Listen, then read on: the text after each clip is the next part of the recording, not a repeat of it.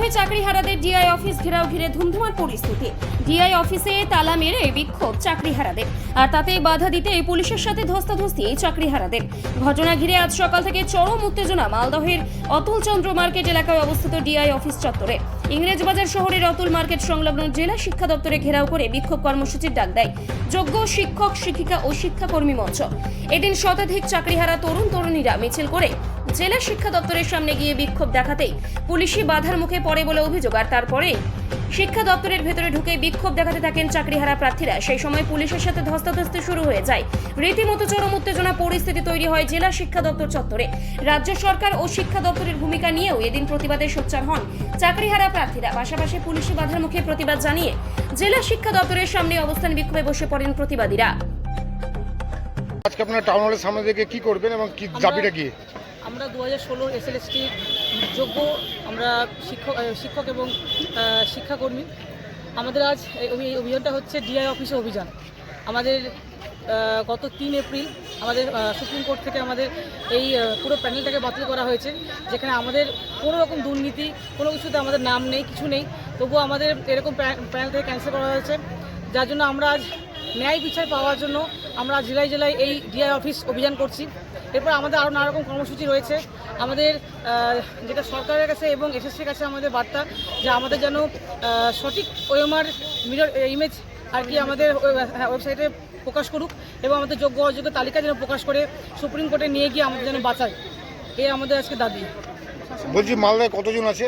মালদায় প্রায় 600 জনের মতো আমরা আছি। বলছি মুখ্যমন্ত্রী নেতাজি স্টেডিয়ামে তো বার্তা দিয়েছিল মানে স্কুলে যাওয়ার জন্য, কি বলবেন? আমরা সেই বার্তা শুনেছি, কিন্তু আমরা তাতে মানে আশ্বস্ত হইনি, কারণ উনি ওনার সে কথার মধ্যে অনেক কিছু ধোঁয়াশা রয়েছে এবং সেখানে আমরা আশ্বাস পাইনি, যার কারণে আমরা আবার সেই এরকম অভিযান আমাদের এরকম নানা রকম কর্মসূচি শুরু করেছি। আমাদের আজ থেকে শুরু হচ্ছে আর কি। আজকে ডিআই অফিসে অভিযান আছে, এরপর পরবর্তী আমাদের আরও নানা রকম অভিযান রয়েছে। কালকে সংবাদ মাধ্যমে কিছু জায়গায় দেখা যায় অনেক টিচার গিয়ে মানে এক্সাম গার্ডও দিয়েছে। হ্যাঁ দিয়েছে, যেহেতু এক্সাম রয়েছে হয়তো তাদের সেরকম ভাবনা চিন্তা হিসেবে দিয়েছে।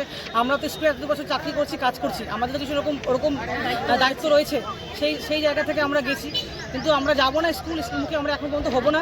আমাদের যতক্ষণ পর্যন্ত ন্যায় বিচার পাচ্ছি আমরা, তো আমরা এখন আমাদের চালিয়ে যাবো। আপনার নাম? আমার নাম মানসী ঘোষ, আমি গোরখপুর হাই স্কুলের শিক্ষিকা। আজকে টাউন হলের সামনে থেকে আপনাদের মানে এজেন্ডা কি এবং ডিমান্ডটা কি? আমরা হচ্ছে এসএলএসটির 2016 ব্যাচ এবং আমরা যোগ্য শিক্ষক। সেখানে যোগ্যতা থাকা সত্ত্বেও আমাদের অধিকারের চাকরি নিয়ে যে ছিনিমিনি খেলাটা শুরু হয়েছে, সেটা বিরোধী পক্ষ হোক, সরকার পক্ষ হোক, বিভিন্ন রকমের সংগঠন হোক বা আর যাই হোক না কেন, এইটার প্রতিবাদে আমরা পথে নেমেছি এবং নামতে বাধ্য হয়েছি। ডিআই অফিসের অভিযানটার কারণটা হচ্ছে আমরা বিভিন্ন রকমভাবে ডিআই অফিসের থেকে বিভিন্ন মান্যতা বা বিভিন্ন সময় তাদের সহযোগিতা করে থাকি।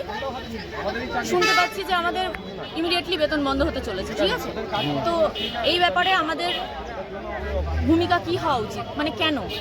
আমরা তো জানি আমরা যোগ্য শিক্ষক, আমরা জানি যে আমাদের বিরুদ্ধে কোনো রকমের কোনো দুর্নীতির অভিযোগ নেই, তাহলে এই দ্বিচারিতা কেন? মানে কি মানে কালো ব্যাজ পরে বিক্ষোভ মানে প্রতিবাদ জানাবেন নাকি?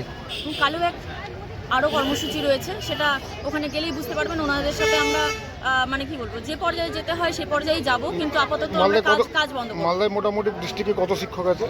এখানে 700-800 আছে, শিক্ষাকর্মী দিয়ে প্রায় 1000 হবে। বলছি মুখ্যমন্ত্রী তো নেতাজি স্টেডিয়ামে বলেছিল যে অনেক শিক্ষকদের বলেছিল যে আপনারাকে জয়েন করুন, মানে ক্লাস হিসেবে করতে। দেখুন, উনি জয়েন করতে বলেছিলেন এবং আমরা তার সাথে খুব বিরোধিতায় যেতে চাইনি, কিন্তু যখন এইটা জানলাম যে ভলেন্টিয়ারি, অর্থাৎ আমাদের সম্মানের জিনিসটাকে ভলেন্টিয়ারি স্বেচ্ছাসেবক হিসেবে সামনে দেখানো হচ্ছে ব্যাপারটা, এটার সাথে আমাদের ভীষণভাবে আপত্তি আছে। আপনার নাম? আমি যোগ্য শিক্ষক একজন।